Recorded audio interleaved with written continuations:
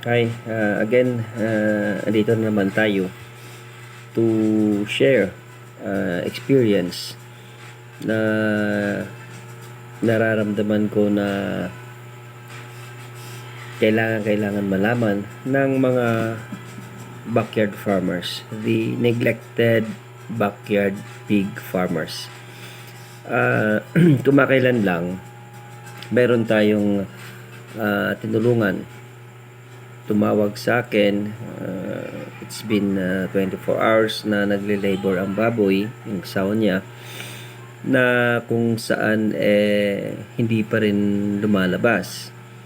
And since it's just a motorcycle ride away, pinuntahan natin to assess and diagnose ano ang pwede nating maitulong. And nung dumating ako, nakita ko is yung dumi ng biik nalulusaw na. I asked them, hindi nyo dinukot, wala daw may marunong. And then yung bore operator is nowhere to be found during times na may mga problema ang mga nanganganak na inahin. So I did what I have to do since ako lang ang nakakaalam sa lugar na yon. Ginawa ko, hindi without any hesitation, hindi na ako nagsaksaya ng panahon. Naghugas ako ng kamay, I make sure na i-disinfect natin ng maayos ang kamay natin. Then I put some cooking oil. Yun lang ang pwedeng maibigay sa akin ng may-ari. Then using that, dinukot ko. Immediately I pulled out a piglet na punong-puno ng I don't know how am I going to call this. Baka masilipan ako ng mga technicalities na wrong terminologies, I don't know, hindi ko lang alam. Basta nakita ko is may lumolobo sa ilong. Lumolobo na in my visual interpretation, it is plema. Grabe talaga. And yung sow is no longer making effort na mag-ere para ilabas ang mga biik niya. That made me conclude na there must be something with the breathing of the sow. Now, ngayon, dukot ako ng dukot because wala na talaga, there's no choice. Nakadukot ako ng 10 and 6 of them, yung 6 na sunod-sunod is ganun ang situation. Punong-puno ng malapot na phlegm-like. Yun na lang ang term natin. Baka mamaya mahanapan na naman tayo ng diferensya. Parang plema na nakikita ko. And then talagang lumulobos yung mga ilong. And this is the very first time na it took me more or less 2 hours bago na napalakas or napagalaw yung biik, in which very unusual. 6 sila and yung 4 medyo malakas, pero as I said, medyo malakas, pero hindi siya ganun kalakas sa mga healthy piglets na pinapanganak. Now ngayon,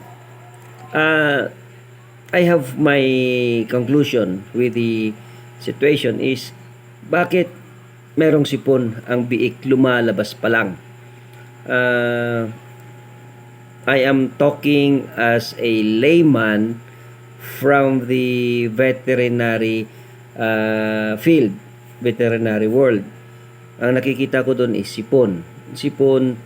So plema kung tatawagin natin in layman's term, kasi layman tayo. And then I am talking to you backyard pig farmers. Kayo ang tinuturuan ko. So needless to say na gagawin natin technical ang mga terms dito. So ngayon, balikan natin. Napakadaming plema ang nakuha natin doon. Now that makes me jump into conclusions na itong plema na to ay andun ito sa inahin. Hindi magkakaroon ng ganyan yung biik if only walang problema sa nanay. If I may call it right, kung ano man ang nasa maternal placenta,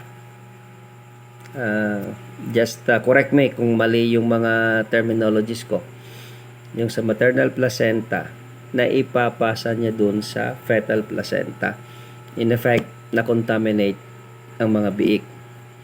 Now after that na naipalabas natin, na survive natin yung 6 na mahihina, which was pasensya na, hindi ko talaga maiiwasang hindi babanggitin na balot ng plema, halos balot ng plema. Now ngayon, pagkatapos noon, iniwanan ko sila, and I do gave antibiotics. Then on the instructions na I want to be posted, or every now and then itatawag nila sa akin kung ano ang kalagayan ng inahin. And then siguro medyo busy yung may-ari, or kung ano man ang pinagkakaabalahan na hindi niya napapansin. I left 2 p.m. Then in the middle of the night, sometime between 10 or 11, they called me up. There's something wrong with the breathing ng Sau. Sabi ko, breathing, pwede nahihirapan siya huminga because of the plema na nakikita ko sa mga biik. And since I grew up an asthmatic kid, naiintindihan ko yung feeling na talagang mahirap huminga. But still, hindi pa rin nakaalpas sa isip ko na baka gawa ng plema na yon, nahirapan siya maghinga, and ma-overwork yung kanyang puso. It's very common sa baboy. And again, I just would like to be very defensive sa mga statements ko. Naisip ko, because of the difficulty of breathing, baka magka-cardiac arrest ang baboy. Always you are open to correct me on this, kasi nahihirapan siya maghinga, na overwork yung puso niya. So with that call, I gave the instructions initially, na sabi ko, okay, you try to cool down the Sau. Buhusan mo yung snout, buhusan mo yung uso, unti-unti, then hanggang sa inaabot mo sa may bandang ulo, sa may batok, and then up to the upper portion of the body. Yun ang binigay ko. Then ang binigay kong instructions. Then after doing that, wala pa rin daw. Sabi ko, okay, may electric fan kayo, you give a fan, pahanginan nyo. Then sinunod naman, still ganun pa rin ang nangyari. So hindi na ako tagal pa. I would like to determine it as an early signs of a cardiac arrest. So what I did is nabigay ko ng instructions on how to release the blood pressure para hindi ma-overwork yung puso. Yung pinakamalaking ugat na makikita sa may tenga ng baboy, I gave instructions na putulin. Putulin mo na yan. We will release the blood pressure. Pag na-release yung blood pressure, I will be thinking of makakalma ang paghinga ng baboy because na-release na yung blood pressure. So mabawasan natin ang chances of getting a cardiac arrest. And it worked. Talagang immediately after 30 minutes tumawag ulit. Sabi niya, sir, okay na siya. Medyo humina na yung breathing niya. So sabi ko then, good. You update me. Tomorrow tawagan niyo ako kung paano, kumusta yung baboy. Then, if kinakailangan ko talagang balikan kayo, babalikan ko kayo. And I was so, confident na akala ko okay na siya. Since wala silang tawag the following morning, then, nawala na nga sa isip ko yun. Then the next day, it's practically 36 hours or less than 48 hours. Yung baboy bumigay, tumawag sa akin, "Sir, wala na yung sow." Sabi ko, okay, if gusto kong buksan nyo para ma-confirm ko yung nasa isip ko. Then, sinunod nila, binuksan nila, pagbukas nila, nakita na napakaraming tubig sa baga. Napakaraming plema sa loob. Now, itong dahilan na ito, talagang bumalik na naman yung concern ko sa mga baboy natin. This is how it works. Ito talagang nangyayari ngayon. Summertime. Summer is too hot. That intense heat causes evaporation sa lahat ng mga may tubig sa palibot, mga sapa, even yung mga tubig sa timba natin na na-expose under the heat of the sun, nag-evaporate siya. So, ngayon, aakyat siya, then pag wala na si Haring Araw, ang mangyayari, lahat ng lumilipad na mga tubig, yung evaporation, bababa yan. Pag bumaba siya, magdidikit-dikit dahil nahihipan ng hangin, magdidikit-dikit. Then magiging mabigat siya. Once magiging mabigat siya, they will be susceptible to the gravitational pull, hinihila ng gravity. Nang ito ngayon, pag bumababa itong tubig, ang tawag natin doon ay condensation. Nagsasama-sama yung lahat ng moisture sa atmosphere, and then ito ang nagiging hamog. Ito ang nagiging threat sa lahat ng mga nasa labas ng bahay. Good for us, sarado tayo. How about yung mga hayop natin? Particularly, we're talking about mga baboy. Yung mga baboy natin, pinapasok ng hamog sa loob ng kulungan. Now, ngayon, itong hamog na ito, napapansin, not only mga baboy, mga hayop na nakakaramdam nito, kahit tayo pag lumabas tayo in the middle of the night, early in the morning, mararamdaman natin may mga tubig na pumapasok sa ilong. Itong tubig ay ultimately bababa sa baga. Pag bumaba ito sa baga, may iipon. I have this idiomatic expressions. Baka you're going to find something na naman against me. What if yung inahin natin, yung malalaking baboy natin ay nakakalanghap ng isang sandok na tubig gabi-gabi? Ipinapasok natin yung isang sandok na tubig sa baga ng malalaking baboy natin. If we're going to take a case of a piglet, sabihin natin isang kutsarita gabi-gabi. Now, you just imagine, ipunin mo yung 30 na sandok. Mayroon pa ngang sa mga tinuturo ko, minsan may nagbibiro pa, yung sandok namin, sir, yung pang pang sinaing, wag lang yung sandok na pang sabaw. Yung pang batsoy, yung gano'ng kalalaki na sandok. So, with that, ito maiipon at mabababad yung baga natin sa tubig.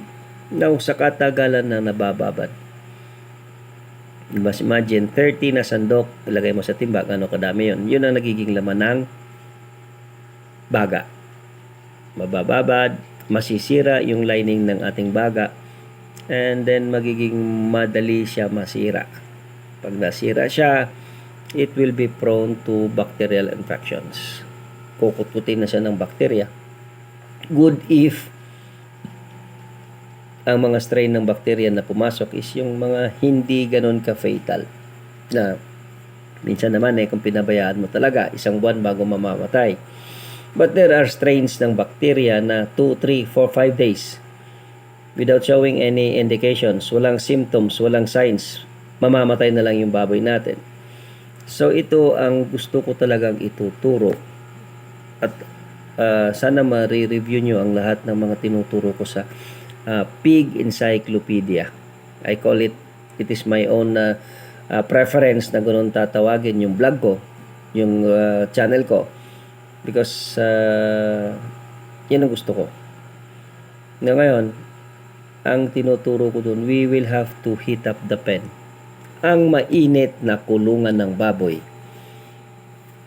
ay nagdi-dehumidify. Nababawasan yung humidity. Nababawasan ang water content sa hangin doon sa kulungan natin.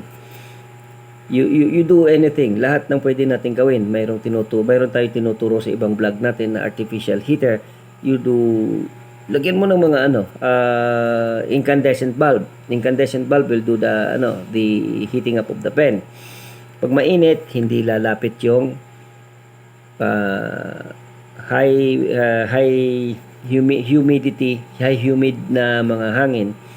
So, mababawasan natin yung problema sa respiratory ng mga alaga natin kasi mababawasan yung tubig na malalanghap nila. In addition, dagdag na lang to. A warm pen, ang mainit na kulungan ng baboy, hindi dinadayo or nilalapitan ng lamok. You observe during summer season, bibihira or kokonti or minsan wala nga talagang lamok. We have very seldom case of dengue. So, kung mainit kulungan natin ng baboy, wala tayong lamok.